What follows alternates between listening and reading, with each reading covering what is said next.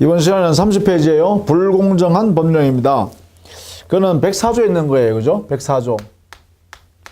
자, 이 104조는 우리는 불공정한 법령이라는데 보통 폭리행위라고 해요. 폭리행위. 사회적으로 허용되지 않는 이득을 혼자 취득한다 이 말인데, 자, 이 104조는 기본적으로 민법 103조의 예시규정이다 이렇게 해석해요. 여기다 103조의 예시규정. 그래서 사회질서 위반의 구체적 예로서 한 104조를 제시한 거고, 이 104조 불공정한 법령행위가 해당되지 않는다 하더라도 103조에서 마지막으로 또 적용할 수 있겠죠. 이렇게 관계가 된다는 걸 이해해 두셔야겠어요. 자, 그 다음에 31페이지에요. 가면, 자, 이렇게 폭리행위인 불공정한 법령행위가 되기 위한 요건, 이 요건을 상세하게 검토해 주셔야겠어요. 이 요건을 크게 나누면 객관적 요건하고요, 그 다음에 주관적 요건 이렇게 나누는데, 보통 객관적이다, 주관적이다 이렇게 표현할 때 이 의미는 뭘까? 객관적이라는 것은 누구나 알 수 있는 상태, 다 드러나 있는 상태, 이런 것을 객관적이라 그래요. 주관적이라는 것은 개인적인 사정이라든지 또는 한 사람의 내면에 있는 사유라든지 이런 것들을 주관적이라 그래요. 그러면 104조의 폭리행위인 불공정한 법령이라는 것은 사람이 두 사람이잖아, 그죠? 한 사람은 손해를 보게 되는 피해자가 될 것이고, 그 상대방은 이익을 보는 사람인데, 이 이익이 사회적으로 허용될 수 없는 이익을 취득하니까 이거는 폭리자라 하면 되겠죠. 그래서 폭리자, 이 폭리자가 바로 수익자 되겠죠. 이게 두 가지 형태로 나눌 수 있겠어요, 그죠? 자, 그러면 객관적인 요건은 뭘까? 이것은 민법 104조를 한번 보죠. 자, 104조 30페이지에 있죠. 당사자의 궁박, 경솔 또는 무경험으로 인하여 현저하게 공정을 잃은 법령위는 무효로 한다. 이때요, 당사자라는 이 당사자는 피해자입니다. 피해자의 궁박, 경솔, 무경험 때문에 인하여라는 것은 그것 때문에 현저하게 공정을 잃은 법령이. 그럼 여기 현저하게 공정을 잃은 불공정한 내용의 법령위가 있다 이 말이죠. 그럼 여기에 불공정한 법령이고 내용이 공정하지 않다는 것은 현저할 정도로 누구나 봐도 안다는 것이죠. 현저란 것은 차이가 너무너무 크다는 거죠. 아주 큰 차이를 현저하다 이렇게 표현해요. 불공정이라는 것은 다른 말로 하면 불균형을 말하죠. 그래서 현저하게 균형을 잃은 그러한 거래행위더라. 그러면 이 불균형이라 그러려면 주고받은 관계가 불균형이어야 되죠. 그래서 보통 현재의 불균형한 영역이 어디냐? 한 사람은 주는 재산, 한 사람은 반대로 주는 재산.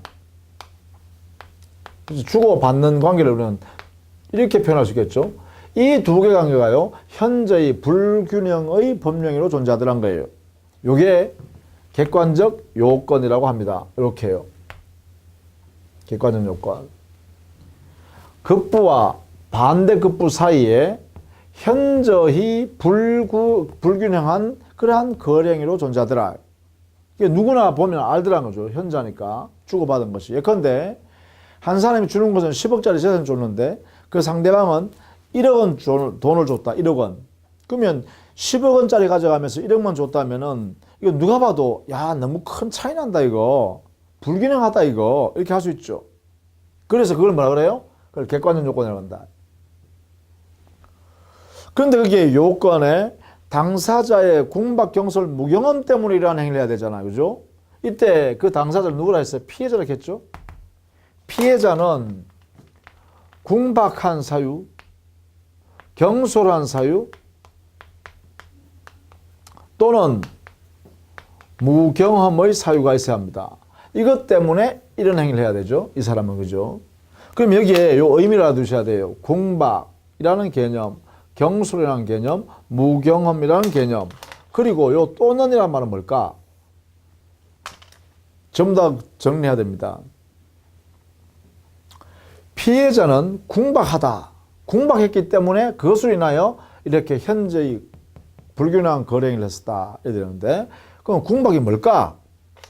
궁박이란, 우리 교재 보시죠. 31페이지에 보면, 거기에 디귿 동그라미 있습니다. B 동그라미 보시면, 디귿의 B 동그라미, 궁박이란 급박한 공궁을 의미하는데, 그 급박한 공궁, 이게 어떤 데 급박한 공궁이냐? 경제적으로 급박하거나, 정신적으로 급박하거나, 신체적으로 급박한 것 전부 다 궁박이란 거예요. 그러니까 아주 궁박이라는 개념이 넓은 개념이다. 그죠? 경제적으로 막 급박한 상황이 있다든가, 아니면 정신적으로, 심리적으로 급박한 상태가 있다든가, 아니면 신체적으로 급박한 상태가 있다. 이게 전부 다 궁박이에요. 그 다음에 경솔. 이 경솔이라는 것은 의사결정을 가볍게 신중하게 고려해보지 않고 가볍게 했다는 거죠. 결정을. 그죠? 이걸 경솔이라고 그러죠. 그래서 경솔은 큰 문제가 안 되는데, 무경험. 자, 이것도 또 의미가 있네요. 경험이 없다는 거잖아요. 그럼 경험이 없다는 게 무엇에 대한 경험이 없냐 이거죠. 그래요. 이 법률행위, 거래행위를 한 데 대한 경험이 없다는 건데, 이 거래행위에 대한 경험 없다는 것을 우리는 이렇게 표현해요. 특정된 그 행위에 대한 경험이 없다는 게 아니라 거래행위, 일반적인 거래행위를 해본 적이 없다 이런 뜻입니다. 그래서 거래 일반에 대한 무경험 이렇게 표현한 거예요. 특정된 그 거래행위를 해본 적이 없다는 것이 아니라 거래 일반의 무경험이다라는 것이다. 자, 그럼 여기에 두 가지는 좀 여러분이 익혀야 됩니다. 궁박이라는 개념하고 무경험이라는 개념은 반드시 익혀둬야 됩니다. 그죠? 그냥 우리가 알고 있는 상식과는 다르다. 그 다음에 또는이 뭐냐? 법 조문에 또는 돼 있잖아요. 또는이라는 것은 피해자인 이 당사자가 궁박, 경솔, 무경험 이 세 가지를 모두 갖추어야 된다는 뜻이 아니란 거예요. 또는이라는 것은 이 세 개 중에 어느 한 개만 피해자에게 있으면 족하다는 거예요. 한 개 이상이면 된다는 거예요. 그래, 모두 갖출 필요가 없다는 거죠. 그래서 이거 한 개로 족하다. 이런 뜻을 갖고 있어요. 사유가. 자, 그 다음에 만약에 말입니다. 우리가 대리제도를 나중에 공부하게 될 텐데, 그 대리행위가, 대리인이 한 상대방과 거래한 대리행위가 만약에 대리인 측인 본인 측, 본인과 대리인 측에 이러한 불공정한 거래행위의 성격을 갖는다라고 하면 피해자가 말이죠. 본인이 피해자를 본다, 피해를 본다라고 하면 과연 피해자 쪽인 본인에게 궁박, 경솔, 무경험 모두 다 이게 피해자한테 있어야 되냐, 즉 본인한테 있어야 되냐, 즉 본인을 기준으로 궁박, 경솔, 무경험을 판단해야 되냐, 아니면 대리행위를 하는 대리인을 기준으로 궁박, 경솔, 무경험을 판단해야 되느냐라는 문제가 생겨요. 여기에 대한 판례는요, 궁박 여부는 본인의 입장에서 따져봐라. 그러나 경솔 또는 무경험은 이것은 대리인을 기준으로 판단해봐라. 이렇게 해석하고 있어요. 우리 판례가. 왜냐하면 경솔, 무경험이란 것은 행위적 요소예요. 행위. 그래서 대리행위를 하는 사람은 본인이 아니라 대리인이기 때문에 대리인을 기준으로 그 대리인이 경솔했느냐, 대리인이 궁박했느냐, 대리인이 무경험이었느냐에 따라서 대리행위의 불공정한 거래행위 되느냐 안 되느냐 정한다. 그러나 궁박이란 것은 급박한 상태니까 그 급박성이 피해자인 본인한테 있어야 한다. 이렇게 해석하죠. 이게 판례 태도이기도 합니다. 그 다음에 여기에 수익자에 대한 요건, 이 수익자에 대한 요건은요, 우리 민법에 아무런 규정을 두고 있지 않아요. 그렇죠? 104조에 아무런 규정이 없어요. 그럼 이건 어디서 나오냐? 바로 법원의 판단에서 나오고 있습니다. 판례로요. 판례. 즉 불공정한 법률행위 104조에서 무효가 되기 위해서는 이런 요건, 객관적 요건과 피해자에 대한 주관적 요건만 있으면 되는 것이 아니라 반드시 이것도 갖춰야 합니다. 수익자에게 만약에 이 요건이 갖춰져 있지 않다면 불공정한 법령행위가 아닙니다. 무효가 되지 않습니다. 그렇다면 폭리자인 수익자에게 대한 요건이 뭘까? 이게요, 피해자의 궁박이나 경솔이나 무경험이 있다는 사실을 잘 알면서 악의 또는 이것을 이용할 의사를 가지고 이용 의사 이걸 가지고 폭리할 목적이 있었다 이 말이죠. 최소한 이 수익자인 폭리자는 악의 또는 이용 의사는 있어야겠다. 따라서 이게 없으면 104조 불공정한 법률행위에서의 무효는 아니다 이렇게 합니다. 그러면 결국은요, 객관적 요건과 이 주관적 요건을 모두 갖추어야 그래야 무효가 됩니다. 자, 이때 이 객관적 요건과 주관적 요건, 이 요건의 입증은 누가 해야 하느냐? 이것은요, 무효를 주장하는 사람이 해야 됩니다. 이 무효를 주장하는 사람은 누굴까요? 피해본 사람이겠죠.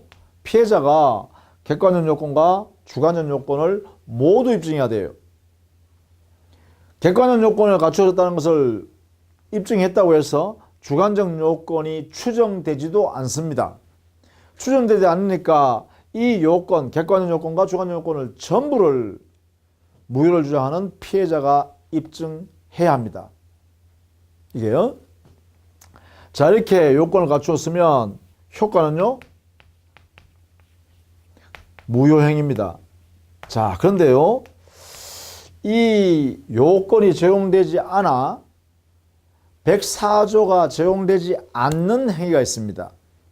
그게 뭐냐 하면 여기에 급부와 반대급부가 존재하지 않는 증여 또는 기부행위요. 여기에는 민법 104조가 적용되지가 않는다. 그 다음에 여기에 급부와 반대급부가 법률행위로부터 발생해야 되는데 법령이 이 법령이라는 것은 자유롭게 당사자가 의사결정해서 조정을 해서 이렇게 계약을 해야 된단 말이야. 협의를 해야 된단 말이야. 그런데 경매의 경우에 경매는 채무자인 소유자가 자신의 재산을 팔고 싶지 않아도 팔기 싫어도 경매 절차에 들어가 버리면 팔려질 수가 있습니다. 그리고 팔려질 때 시가에 비해서 훨씬 저렴한 가격으로 경락될 수 있죠. 불공정하게. 그러나 불균형하다고 해서 불공정하다고 할 수는 없다는 것입니다. 따라서 경매에도 민법 104조가 적용되지 않는다. 이렇게요. 그래서 증여 기부행위 그리고 경매에는 불공정한 법령인 104조가 적용되어서 무효가 된다는 것은 틀린 말이다. 이렇게요. 다만 우리 판례가요, 이 104조 폭리행위는요, 단독행위는 정했습니다. 여기에는 적용을 인정합니다. 특히 상대방이 있는 단독행위에서 예를 들면 채권의 포기행위요. 여기에다 104조를 적용했다라는 것입니다. 자, 이런 내용을 반드시 여러분이 잘 이해해 두셔야겠습니다. 요건 하나하나. 우리 시험에 104조, 103조는 너무나 추상적이니까 거의 암기사항이잖아요. 이런 판례 무효냐 유효냐, 이런 판례 여기에 적용되냐 안 되냐 이렇게 되잖아요. 그죠? 그러나 104조는 구체적 요건에 따라서 해석을 해야 되니까 시험에 출제되기가 쉽습니다. 103조 문제를 하나 내야겠는데, 사회질서 위반의 내용을 내야 되겠는데 이 사례를 사례 문제로 낼 수도 있고 이 요건을 물어볼 수도 있잖아요. 그 다음에 효과요. 이 무효라는 의미 보세요. 이 무효는 절대적 무효이면서 확정적 무효입니다. 이게요. 그렇지만 무효행위 전환을 인정해요. 우리 판례가 무효행위 전환 법리는 인정하고 있습니다.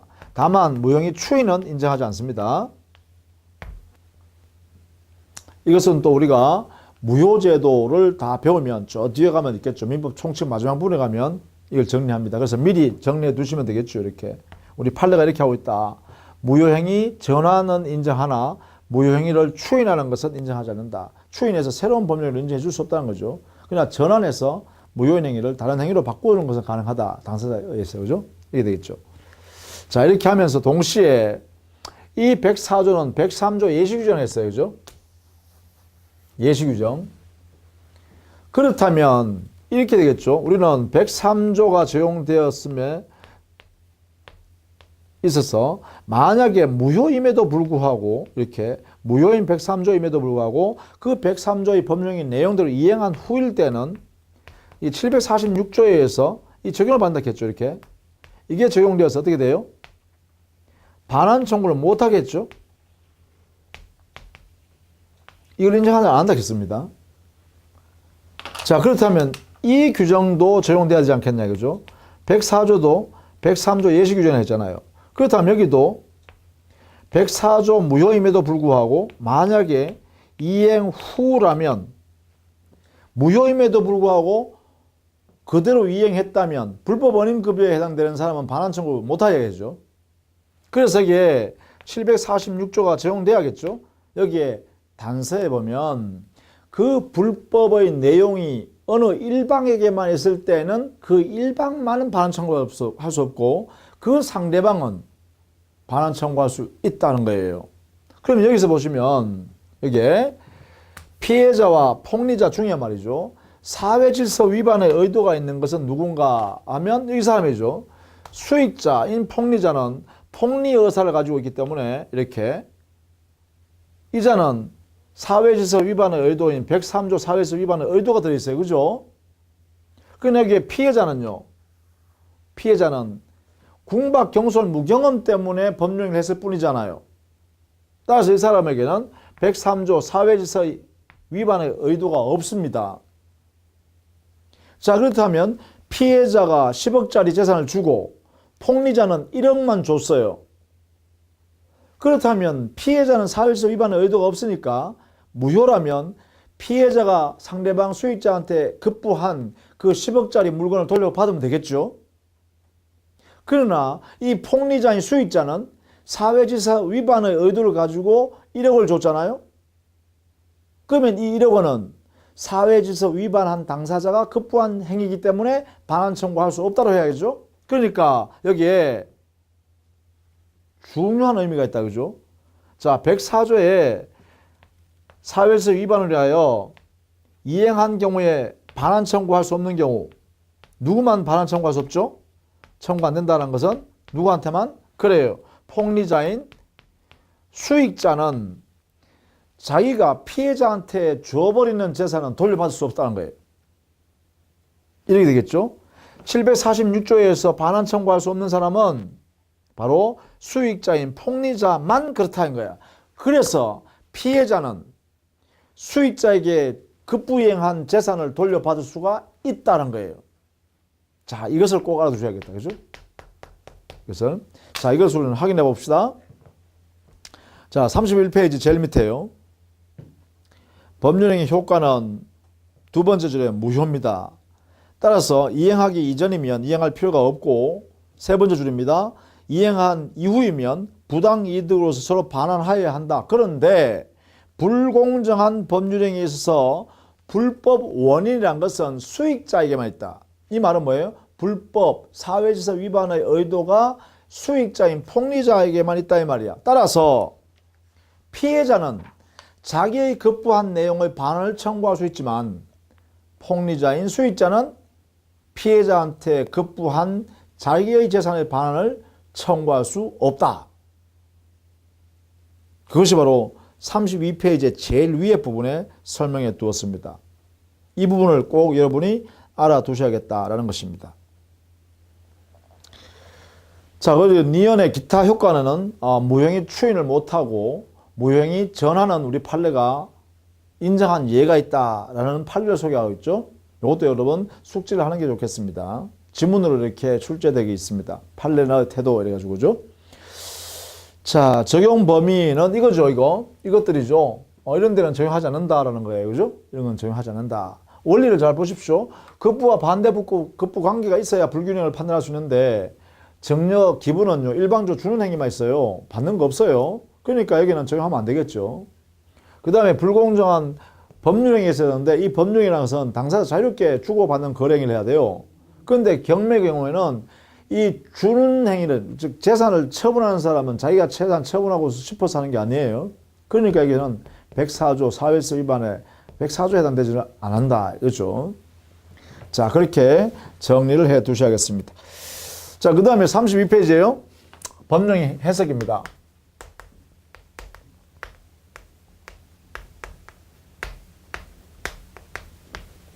자, 이 법령의 해석을 왜 하냐 하면 의미예요. 의미는 왜 법령의 해석이라는 이 해석을 하냐 하면 이 법령의 당사자가 행위한 당사자가 일정한 목적을 가지고 했을 텐데 이 법령의 목적이 불분명할 때예요.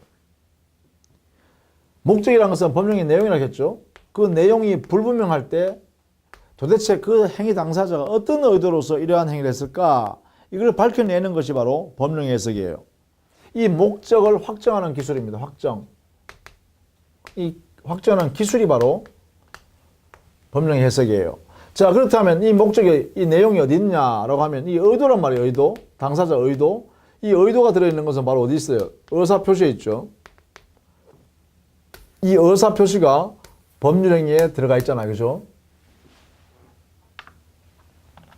그러면 결국은 법령의 해석이라는 것은 의도를 끄집어내는 것인데 이 의도는 의사표시 안에 들어있단 말이에요. 의사표시 안에. 이 의사가 바로 의도란 말이에요. 의도. 당사자 의도. 그러면 법령의 해석이란 것, 그 자체는 곧 의사표시의 해석과 같은 의미다. 그죠? 법령의 해석이란 의사표시 해석이다. 옳은 지문입니다. 의미를 가만히 살펴보는 것들한 거예요. 자, 그러면 이러한 법령의 해석은요, 해석하는 성질, 법적 성질이 뭘까? 성질은요, 당사자가 어떤 행위를 했다는 게 행위했다는 사실이 있냐 없냐, 사실을 확정하는 것으로 해석할 거냐, 그걸 해석을 할 거냐, 아니면 행위를 해놨는 그 행위의 의미가 뭘까를 밝혀서 그 사람의 의도를 밝히는 걸까? 여기에 대해서요, 우리의 통설과 판례는 당의 법령의 해석이라는 것은 의사표시의 해석을 통해서 당사자 의도를 끄집어내는 것이기 때문에 법적 평가작업이다. 그죠? 법적 평가. 그래서 법적 문제다 이 말이죠. 법적 문제. 이것을 우리는 법률 문제라고 해석합니다. 이것을 법률 문제라고 해요. 이렇게. 그래서 법령의 해석은 법률 문제이다. 법률 문제이다라고 하면 이 대법원은요. 대법원은 법률심이거든요. 법적 문제의 해석, 적용의 문제예요. 그래서 법률심이 그 본질로 합니다. 따라서 사실 확정은 대법원에서 하지 않아요. 그러니까 법률 문제로 해석하기 때문에 이 법령의 해석, 의사표시 해석은 대법원의 상고가 가능해요. 법률 문제로 해석하기 때문에 대법원에 상고할 수 있다 이 말이죠. 이렇게 해석합니다. 사실 문제가 아니기 때문에 그렇다. 자, 그렇다면 이러한 법령의 해석은 무엇을 대상으로 해서 해석할까? 법령의 해석의 대상은 뭘까? 그래요. 의사표시의 이 의도가 어디에 나타나 있느냐? 의사는 사실은 표의자의 머릿속에, 마음속에 있는 거죠. 의도라는 것은. 그러니까 그것을 끄집어낼 방법은 잘 없습니다. 그런데 우리는 그러면 그 사람의 의도를 어떻게 밝힐까? 어떻게 평가할까? 그것은 바로 의도를 담아서 끄집어내서 표시해주는 행위가 뭐예요? 바로 표시행위 아니에요. 의사표시행위죠. 그래서 이게 뭐예요? 법령의 해석의 대상은 표시행위를 가지고 종국적으로 해석할 수밖에 없다. 따라서 우리는 이렇게 해석할 수 있겠죠. 대상은, 법령의 해석의 대상은 또는 의사표시 해석의 대상은 표시행위다. 이렇게 해석할 수 있겠네. 이렇게. 표시행위다. 이 표시행위를 어떻게 해요? 법적 평가하면 되잖아요. 그죠? 법적 평가하니까 법률 문제가 된다. 이렇게 되겠죠. 이게 이제 하나의 문제로 이렇게 연결되는 거예요. 이렇게. 표시행위를 가지고 법령의 해석을 한다. 표시행위를 가지고 의사표시를 해석한다. 그래서 당사자 의도를 밝힌다. 이렇게 되죠. 자, 그러면 구체적으로 어떻게 해석하는가? 구체적으로 어떻게 해석할 건가? 이걸 우리는 해석 방법이라고 하죠. 해석 방법.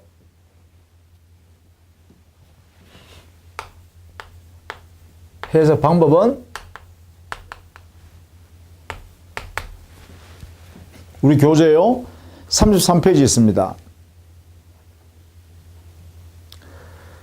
말한 표의자를 기준으로 해서 그 사람이 어떤 의도로, 진짜 어떤 의도로 이러한 표시행위를 했을까, 이걸 탐구하는 것이 가장 기본적인 해석 방법이다. 그죠? 그래서 원칙적으로 해석하는 방법은 자연스러운 해석 방법으로서 표의자의 입장에서 해석하는 것이 가장 자연스럽습니다.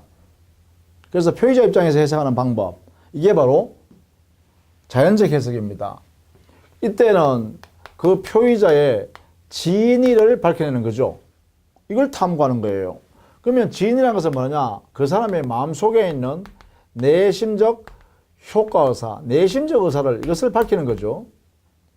이렇게 해서 자연적 해석을 하는 거예요. 자연적 해석. 자, 자연적 해석은 이런 것을 밝히고, 결국은 자연적 해석이 정당한 것은 왜 그러냐?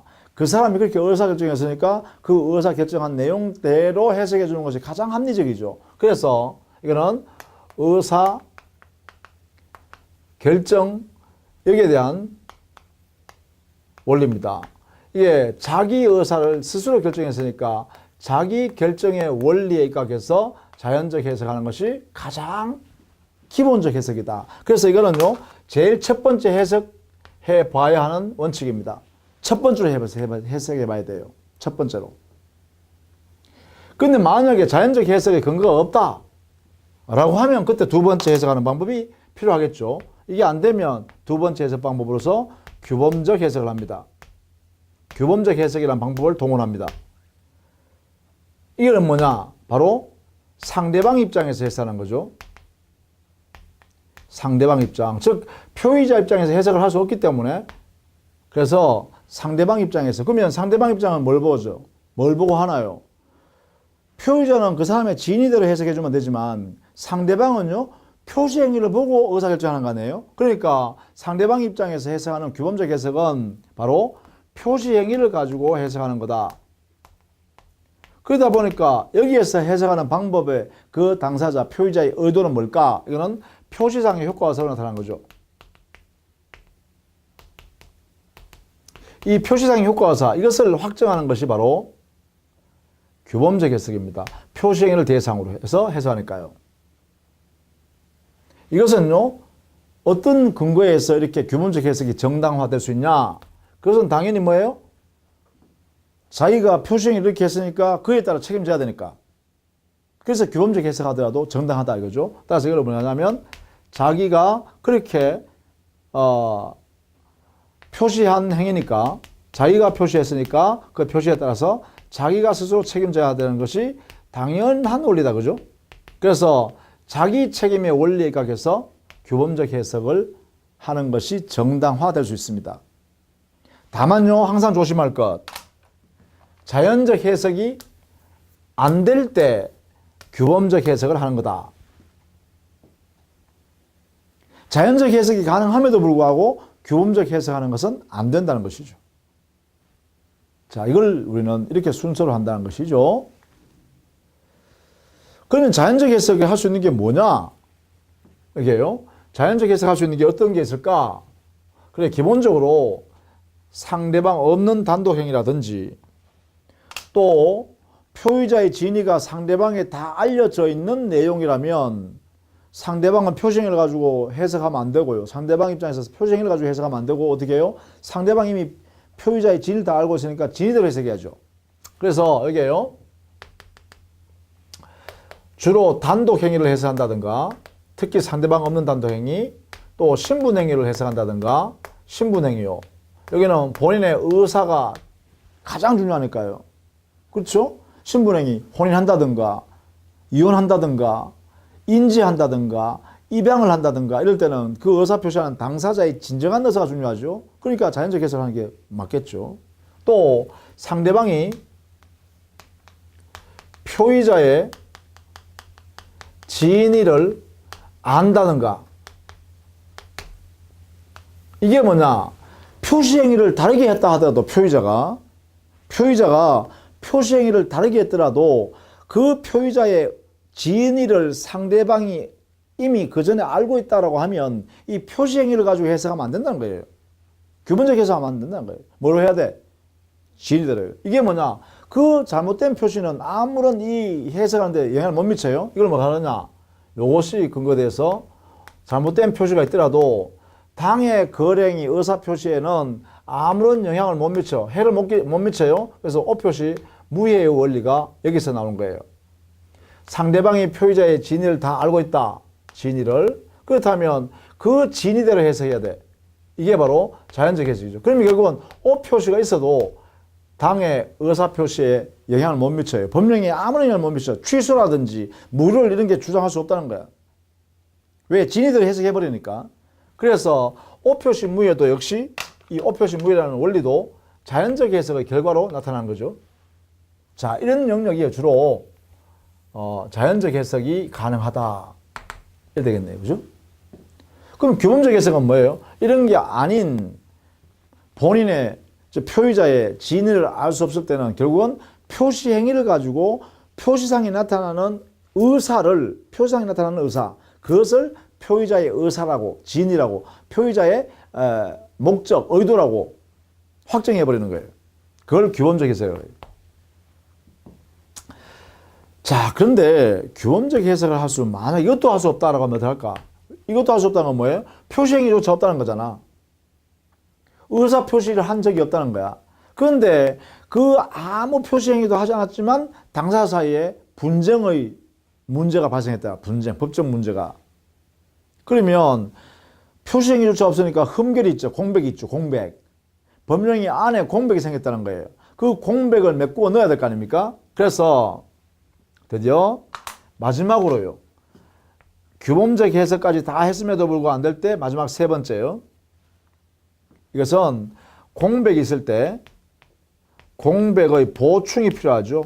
이 공백을 보통 틈이라 하기도 하고 아니면 한자 용어로는 간극이라는 말 쓰기도 해요. 이 보충하기 위해서는 해석 방법을 뭐라 그러냐?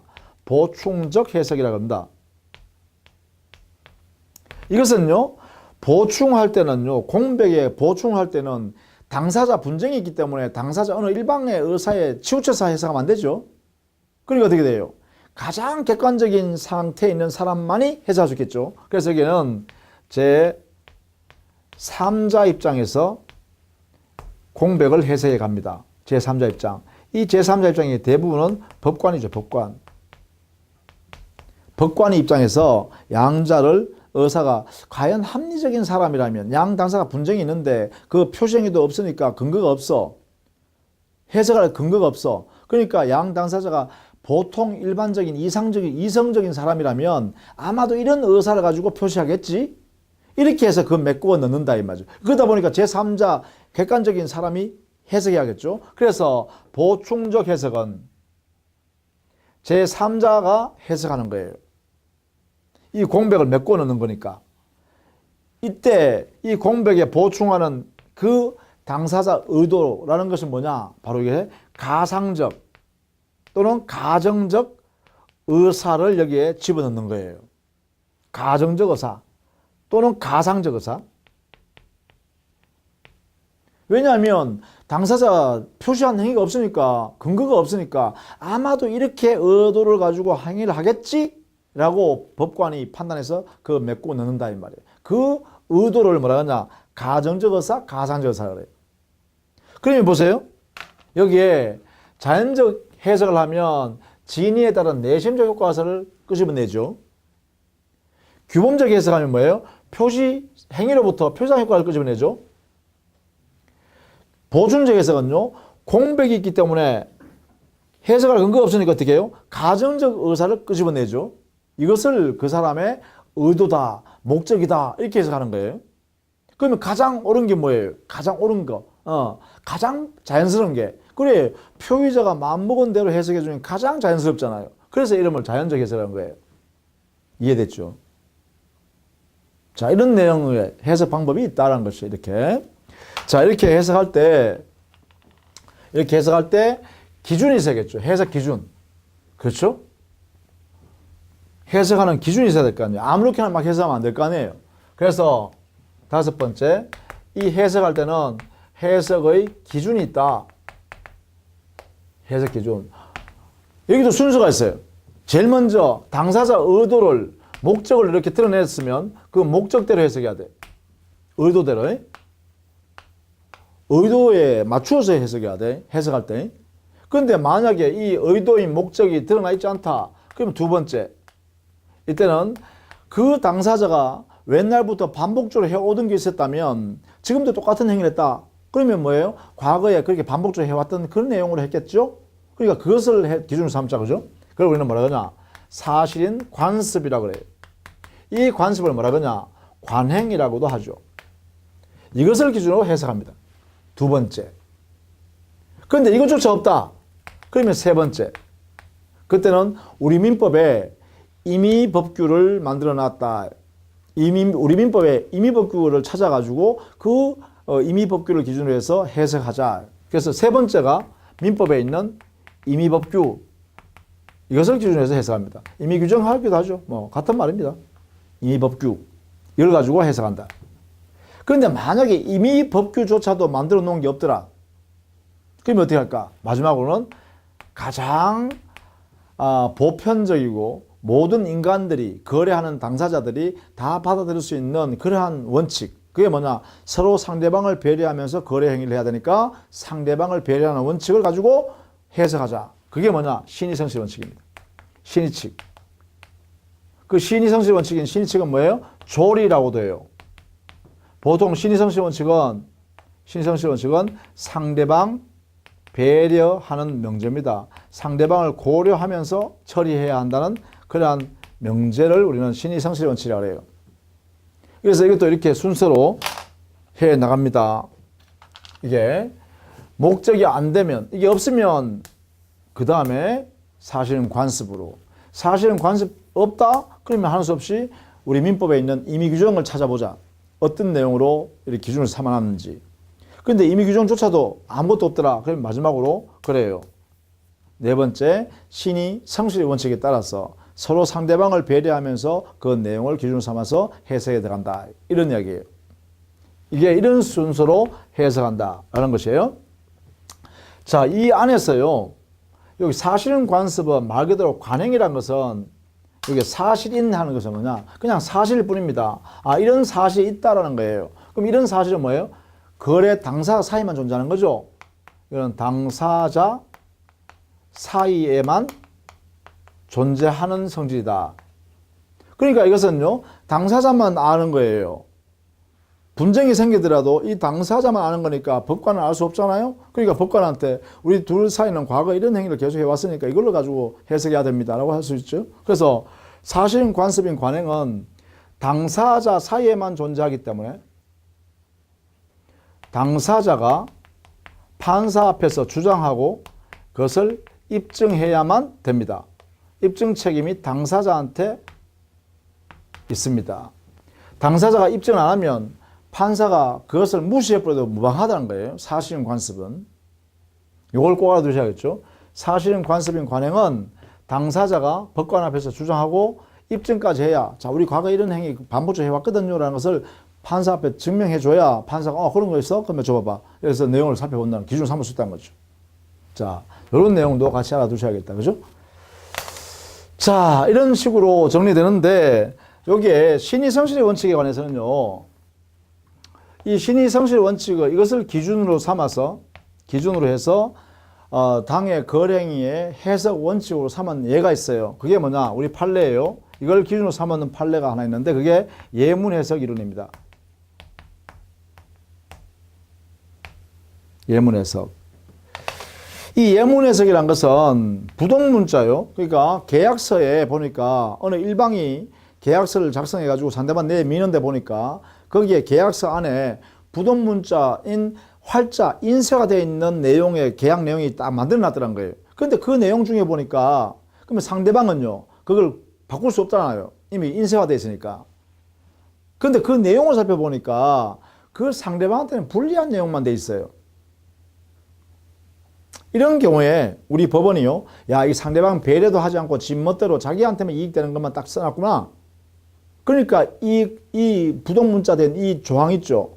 계약서 산에 있는 이 조항은 상대방한테 구속력이 안 생긴다. 상대방한테 효력이 없다. 이렇게 해버린 거죠. 왜 그러냐? 그 문장 있죠. 부동문자로 되어 있는 그 문장, 계약 내용이요. 즉 상대방한테 불리한 내용으로 되어 있는 것, 이것은 뭐냐? 단순히 예문에 불과하다는 거죠. 예만 드러나서 불과한 것이니까 상대방을 실제로 구속할 힘이 없다. 그래서 예문 해석이라고 이렇게 이름 지었네요. 이게 신의 측에 근거해서 효력을 예문에 해당되니까 구속력이 없어서 상대방한테는 무효의 내용이다. 이렇게 선언해버리는 거죠. 이렇게. 이것이 신의 성질의 원칙에 따르는 예문 해석 이론이라는 제도가 있다. 이렇게 좀 정리를 해두시면 되겠어요. 자, 우리 교재 32페이지부터 해서 쭉 설명을 해드렸습니다. 36페이지 가면 거기에 신의 측에 적용한 판례의 사례, 예문 해석이라는 내용도 정리해 놨으니까 한번 읽어보십시오. 예문 해석이 어떤 의미인가까지도 설명해 놨으니까요. 우리 설명 들은 거 이거 가지고 여러분 적용하면서 교과서 읽으면서 아, 이런 의미구나라는 걸 다시 되새겨 보셔야 됩니다. 자, 이렇게 해서요. 법령의 해석까지 마무리했습니다. 자, 다음 시간에는요. 법령의 유효 요건인 마지막 요건입니다. 의사표시가 존재하잖아요. 그죠? 의사표시가 존재하는 그 의사표시의 그 유효 요건을 이제 살펴보려고 그래요. 이 의사표시에 관해서는 워낙 중요한 것이죠. 우리 시험에 뭐 한 번도 빼지 않고 시험에 나옵니다. 의사표시에 관한 부분은. 그러니까 다음 시간부터는 또 집중해서 여러분이 해 주셔야겠습니다. 자, 수고했습니다.